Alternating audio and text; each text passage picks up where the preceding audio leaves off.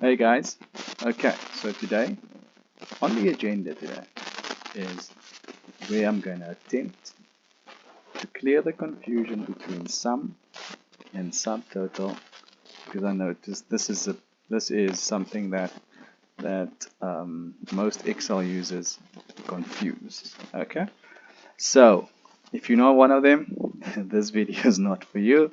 If you are one of them, stay tuned. So if we include the columns here, sum and subtotal. I do have a video on how to do a quick sum. I think the link is somewhere on the screen.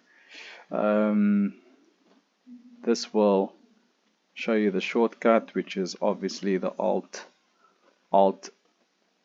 equals. It won't work. It wouldn't do the sum now because I'm not doing it the way I show you in the video. But for now, just to avoid typing equals sum, I did the alt equals, and then over here we have the subtotal. So what subtotal, the way it works is you got to do subtotal, then you got to get 9, which is your method of sum, and then you drag it down to over there. Okay, so as we can see in this formula, you have sum, here we have sum, here we have this. So let's just put the word total here. So I'll take this one down.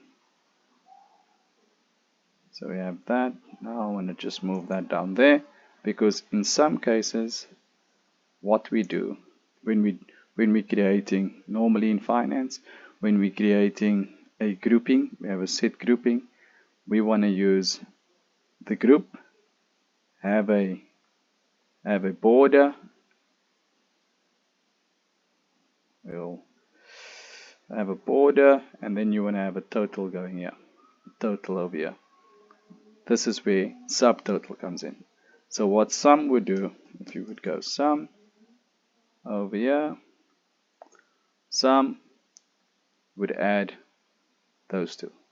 So you would have 3,600, which is made up of these two. Okay, but this is the magic of subtotal. So what subtotal does is, subtotal says I cannot add another subtotal. Meaning, if your formula reads subtotal, that row, column, whatever gets ignored by subtotal. So if I change this equals subtotal, which is substitute subtotal, I go 9, as I just showed you a few seconds ago. This is a dynamic range, so it will have the hashtag instead of the range, and I press enter. What happens now is, oh, it's still the sum. Sorry, I didn't catch that. I was just going to say, what am I doing? So I do that equals. So you see, subtotal ignores subtotals in a calculation, if that makes any sense to you. So what happening here is, this one is saying these are all of it. This one is saying, oh sorry, just move that up.